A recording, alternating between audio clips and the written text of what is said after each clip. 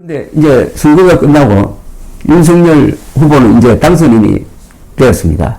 그런데 당선인으로서 역정사업으로 내놓은 용산 국방부 청사로 대통령 집무실을 옮기는 문제, 이게 큰 실수가 되고 말았습니다. 여기에 대해서 제가 연일 비판을 하고 있습니다. 제가 비판을 하니까 놀라는 사람들이 몇 분 계시더라고요. 선거기간 중에는 윤석열 후보를 그렇게 지지하더니 왜 비판으로 돌아섰느냐, 여기에 실망하는 분들이 들어 계시는 것 같은데, 제가 거기에 대해서 조금 설명을 드리면은, 이런 비판을 받은 게 뭐 한두 번이 아닙니다. 조갑제 TV라든지 조갑제닷컴, 그 중에 월간조선, 저희 기사나 영상을 보시면 아시겠지만, 저는 사람을 충성하는 사람이 아닙니다. 윤석열에 충성하는 사람이 아닙니다. 사실에 충성하는 사람입니다. 사실과 더불어 헌법에 충성하는 사람입니다. 그리고 과학에 충성하는 사람입니다. 저는 사실이나 헌법이나 과학, 그 다음에 국가를 윤석열보다 훨씬 더 높은 가치로 생각하는 사람입니다. 그것은 윤석열 당선인이 사실에 맞지 않는 행동을 한다든지 국가에, 국익에, 국군에, 그리고 국민에게 손해를 끼치는 행동을 하면은 가차없이 비판한다는 게 저의 입장입니다. 이게 저는 보수적 가치라고 생각하는 사람입니다. 이런 행동을 저는 지난 50년 동안 기자 생활하면서 줄곧 그렇게 해왔습니다.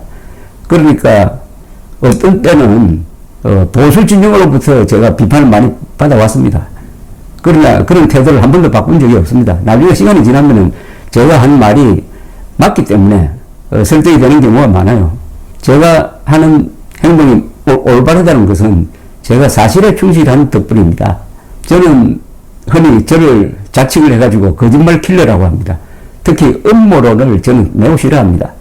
4.15 부정선거 음모론, 그리고 광주 사태 600명의 북한군이 들어왔던 음모론, 그리고 박원순 서울시장 아들 박주신 씨가 가짜 신검을 했다는 음모론, 이게 다 거짓말입니다. 근데 이런 거짓말을 우파라고 자처하는 사람들이 하니까 그걸 제가 비판하면은 왜 우리 편을 비판하느냐 이렇게 합니다. 근데 그런 걸 방치하면은 결국 우파를 죽입니다. 우파는 아무리 어렵더라도 좌파와 싸울 때 거짓말을 하면 안 됩니다. 좌파는 거짓말하고 선동하는 게 그 속성이죠. 선동하지 않는 좌파는 오히려 좌파 아닙니다. 예.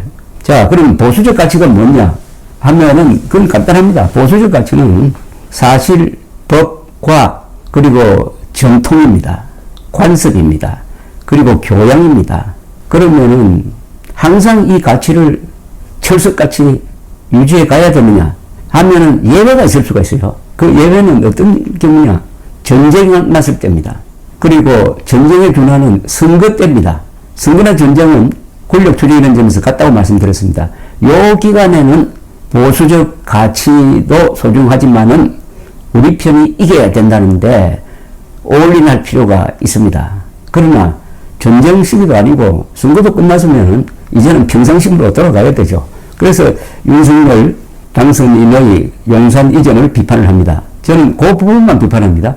윤석열 당선인이 잘하는 게 많잖아요. 특히 외교 안보 분야에서 잘하는 것은 또 그건 또 칭찬을 합니다. 시시비비를 가리자 이겁니다.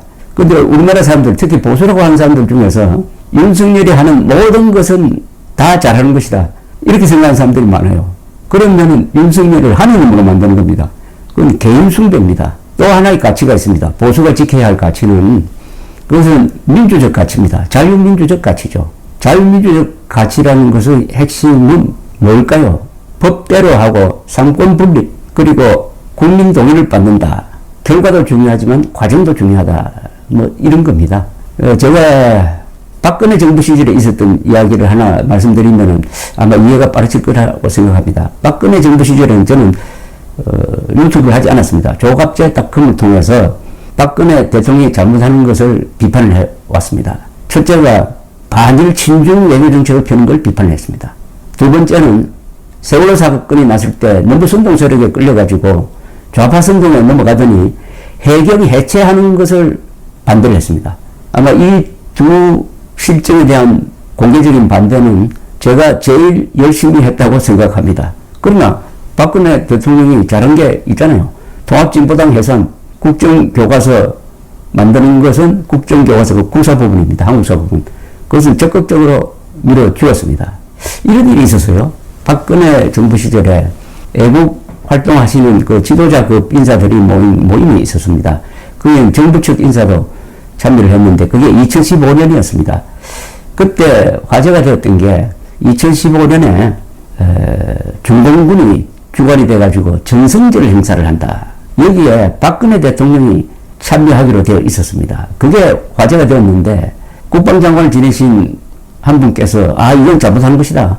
어떻게 중공군은 우리의 적인데 6.25 때 불법 개입한 그 중공군 행사에 자유세계 다른 지도자는 안 가는데 박근혜 대통령이 어떻게 갈 수 있느냐. 이렇게 이야기를 했더니 또 다른 한 보수 인사는 화를 벌컥 낸 것이었습니다. 무슨 소리냐고. 박근혜 대통령이 하자는 건 다 옳은 일이니까 무조건 밀어줘야 된다. 이렇게 이야기하는 것이었어요. 저는 물론 전성길 참석에 반대했죠.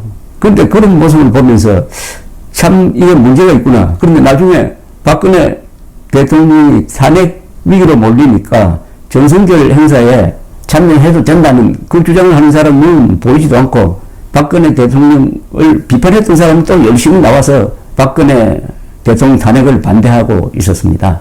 조금 세월을 더 거슬러 올라가면 1993년입니다. 93년에 김영삼 대통령이 중앙청을 철거하는 결정을 했습니다. 중앙청은 조선총독부 건물로 지었지만은 그게 해방된 다음에는 우리 정부 종합청사로 오랫동안 쓰였습니다. 그러니까 한국 현대사의 중요한 일들이 거기서 벌어졌습니다. 즉 한국 현대사의 중요한 건물이 되었는데 그 뒤에 이걸 다시 국립박물관으로 썼습니다. 그때 김영삼 대통령이 국립박물관은 다른 데로 옮기고 이걸 철거해야 된다는 그런 결정을 하는 거예요. 저는 그게 말도 아니고 이건 역사 파괴다. 건물에 무슨 죄가 있느냐. 그걸 때려 부수려면 1948년 8월 15일에 했어야 된다. 그러나 그 뒤에 한국 현대사의 가장 중요한 건물이 되었는데 이제는 우리의 문화재고 우리의 역사가 되었는데 이걸 어떻게 과거로 거슬러 올라가지고 일제 총독부였다는 그 하나를 가지고 부술 수 있느냐. 더구나 얼마나 아름다운 건물이냐라고 반대를 했습니다. 그때도 월간조선만이 제가 편집장으로 했던 월간조선만이 반대를 했습니다.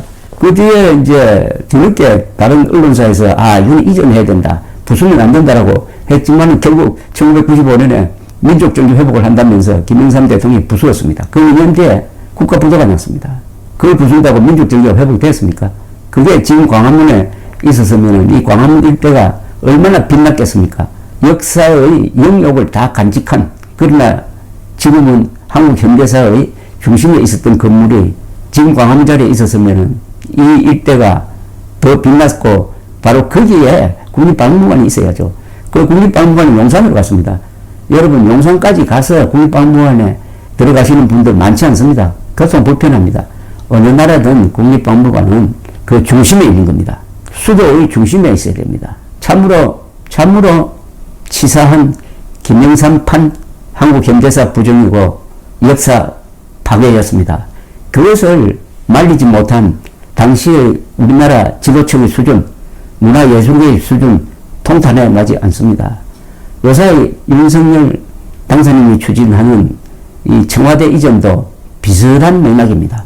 물론 그때처럼 청와대를 때려 부수는 것은 아니지만은 청와대를 저항적 권력의 상징이라고 매도하면서 거기에는 안 들어가겠다고 하는 것은 이것은 김영삼식 역사 부정입니다. 그리고 사실에 맞지 않습니다. 제가 여러 번 이야기하지 않습니까? 저는 사실에 맞지 않는 행동이나 정책을 펴는 사람을 비판을 합니다. 우리 편이든 다른 편이든 1948년 이후에 대한민국 역사는 위대한 역사 아닙니까? 그 위대한 역사를 이끌었던 사람들이 바로 청와대에 있었습니다. 그 청와대가 얼마나 좋은 자리입니까? 거기가 무슨 흉가처럼 되었다면 대한민국은 지금 망했어야죠. 제왕적 권력의 상징이라면 지금 이승만 대통령 손자가 대통령이 되어 있어야 되는 거 아닙니까? 북한식으로. 한국의 역대 대통령 잘못한 점 많지만 제왕이라고 불릴 만한 사람은 없었어요. 이승만도 제왕이 아니고 박정희도 제왕이 아니고 전두환도 제왕이 아니고 노태우도 제왕이 아니고 김영삼도 제왕이 아니고 김대중도 제왕이 아니고 이명박도 제왕이 아니고 박근혜도 제왕이 아니고 문재인도 제왕은 아니었습니다. 그런데 몽땅 제왕적 권력의 상징이라고 하면 되느냐 이겁니다. 이런 이야기를 듣고도 비판하지 않는 보수 지도층이 있다면 저는 문제가 있다고 생각합니다. 그렇다면 그 사람은 한국보다도 국가보다도 그리고 국가의 정통성보다도 윤석열을 더 높이 떠받든다는 이야기 아닙니까? 그 순간 그는 윤석열의 팬클럽 멤버는 될 수 있지만 보수를 자처할 수는 없습니다. 보수는 국가, 국익, 국민, 국법, 국군을 소중하게 여겨야 하는 것입니다. 더구나 임기제 5년짜리 대통령은 일시직입니다. 청와대에 들어가는 것은 청와대 주인이 되겠다는 거 아닙니다. 청와대 주인은 한번 들어가면 안 나오잖아요. 청와대 입주자입니다. 청와대 입주자가 어떻게 청와대를 자기 마음대로 옮깁니까? 그것도 아무 준비 없이 광화문시대를 연다고 했다가 광화문에 좋은 장소가 안 나오니까 그걸 메우기 위해서 서둘러서 찾아낸 게 용산인데 그 용산에는 국방부가 버티고 있습니다. 국방부가 어떤 기구입니까? 그 국방부 보고 2달 안으로 짐 싸서 나가라. 우리가 들어가겠다. 이렇게 하는 걸 보고도 윤석열은 우리 편이니까 잘못한 것을 지적을 하면은 저 민주당에 득이 되니까 감사해야 된다. 이럴 때 우리나라 속담에 좋은 말이 하나 있습니다. 싫은 사람이라도 잘하는 일이 있고 좋아하는 사람이라도 못하는 일이 있다. 싫은 사람이라도 잘하면 잘한다고 해야 되고요. 좋아하는 사람이라도 못하면 못한다고 해야 됩니다. 이게 바로 보수적 가치입니다. 저 입장이 그 정도 하면 대충 설명이 됐다고 보는데 여기서 이제 이 진영논리 이야기가 나옵니다. 저는 이 진영논리가 싸우는 사람입니다. 진영논리가 필요할 때도 있지만은 이건 결국은 통제되지 않으면 패거리로 가버립니다. 패거리. 보수는 패거리로 가면 안 됩니다. 보수가 패거리로 가면요 5년 뒤에 또 정권 넘겨줍니다. 제가 이걸 걱정하는 겁니다. 윤석열 당선인의 이번 이 실책이 계속 부작용을 낳고 또 이 실책을 통해서 드러난 윤석열 후보의 행태가 바로잡혀지지 않으면은 박근혜 정권의 재판이 되어가지고 2027년 선거에서 또 좌파의 정권을 넘겨줄지 모르겠다. 이런 걱정을 하는 겁니다. 그래서 이 보수는 합리정신과 이 애국심을 버리고 팬클럽 회원이 되는 순간 위기를 자초하게 된다. 진영논리를 버리고 합리적 정신을 가져야 한다. 그러나 애국심 또한 가져야 한다 하는 게 제 이야기입니다. 이 진영논리를 비판하는 것을 제가 한번 정리해서 써놓은 자료가 있으니까 이걸 제가 한번 읽어드리겠습니다. 윤석열 당선인이 밀어붙이고 있는 대통령실 용산 이전 문제에 진영논리로 대처하면은 윤석열도 국민의힘도 애국 세력도 회복하기 어려운 타격을 입을 수 있다. 보수가 합리주의와 비판 정신을 버리고 패거리 싸움을 하게 되면은 자기 당착에 빠져 좌파에 진다. 윤 당선인이 대한민국 70년 문명건설의 사령탑이었던 청와대가 갖는 역사적, 정치적, 심리적 상징성을 과소평가한 데서 문제가 생겼다. 제왕적 권력의 상징이라고 매도하면서 정작 자신은 제왕적으로 졸속 이전을 결정, 허점을 드러냈다. 인수위의 법적 권한을 넘어서는 요구를 현 정부에 하다가 문재인 대통령에 의해 제동이 걸렸다. 법적 뒷받침이 없는 월권이었기에 역공을 당하고도 대응을 제대로 못하고 있다.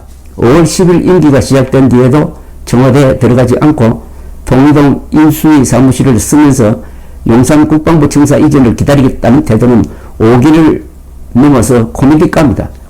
서초동에서 자고 일어나 통일동까지 출근하고 급할 때는 청와대 지휘소를 이용하겠다니 새집 살림을 살 판이다.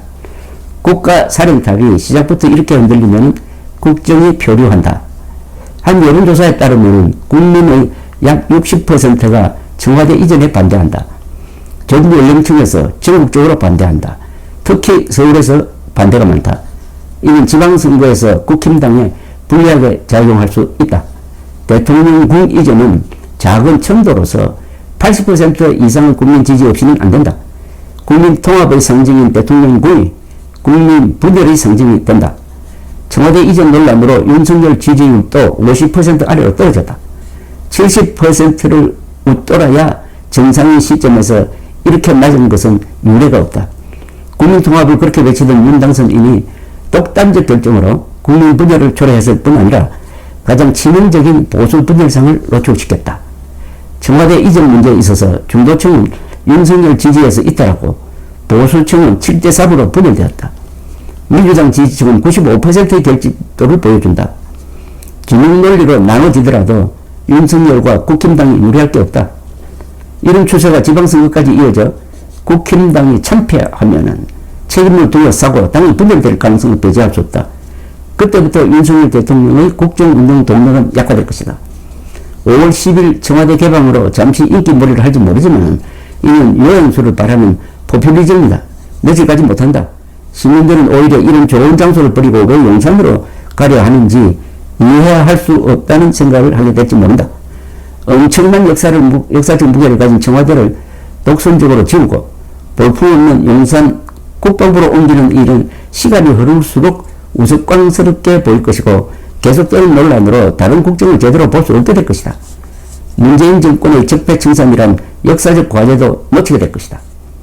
윤석열 극성 지지층이 인기 없는 이런 무리수를 맹목적으로 비호하게 되면 대깨윤으로 전락 고립될 것이다. 보수 경멸, 보수 분열을 가져올 것이다. 이는 5년 뒤의 실권을 뜻한다. 탈출구는 없는가? 밀어붙이는 것은 최악이고 백지화는 최선이며 보루는 차선이 아닐까? 문재인 대통령의 견제로 앞으로 50일간 이전 작업은 보루될 수밖에 없다. 이 기간에 냉정을 찾고 성찰한 뒤 백지화나 보루를 결단할 수 없을까? 그래야 5월 10일 청와대로 정상 출근하고 거기서 직무를 보면서 대통령실 이전 문제를 원점에서 재검토하는 것. 어쩌면 문재인 대통령이 전화위복의 계기를 마련해 준 것인지 모른다. 윤석열 당선인의 졸속 이전 계획은 이명박 대통령의 길을 꺾은 광우병 난동, 박근혜 대통령의 몰락을 가져온 해경 해체와는 성격이 다르지만은 권력자의 허영과 오만이 부른 자충수로서 보수는 분열로 좌파는 자충수로 망한다는 한국 정치의 법칙을 새로 쓰게 할지 모른다. 윤석열 후보가 유세 때 그토록 강조했던 공정, 상식, 협치, 통합의 국정운영 기조가 웃음거리가 될 위험에 처했다.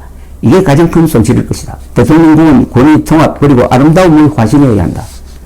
교양인이 발언권을 갖고 추진해야 할 사안이다. 아집과 독선이 권력과 결합되면 좋은 건물이 나올 수가 없다. 다만 이번의 사회적 정치적 논쟁이 합리주의의 범위에서 이루어진다면 진영 논리를 극복하는 계기가 될 것이고 그리고 뭔가를 남기게 될 터이다. 이 말은 이런 문제를 가지고 서로 토론하고 감론을박하는 게 결국은 좋다는 겁니다. 문제를 덮어놓으면 해결이 안 되지만 이런 문제도 덮어놓고 윤석열 당선인 용산 이전 찬성하는 사람과 반대하는 사람이 서로 격렬하게 토론을 하면은 거기서 어떤 깨우침이 생길 것이다. 이게 민주주의의 가장 큰 강점이다. 민주주의는 문제를 노출시켜서 시끄럽게 만들어가지고 해결책을 모색하는 아주 좋은 제도입니다. 최선의 제도는 아니지만 인간이 만들어놓은 것 중에서는 그래도 차선은 되는 제도입니다. 우리는 민주주의를 믿어야 합니다. 중국에 가서는 선이 악을 이긴다고 믿고 민주주의로 가는 수밖에 없습니다. 이 말은 이승만 대통령이 1948년 8월 15일 건국기념연설에서 한 첫 문장입니다. 감사합니다.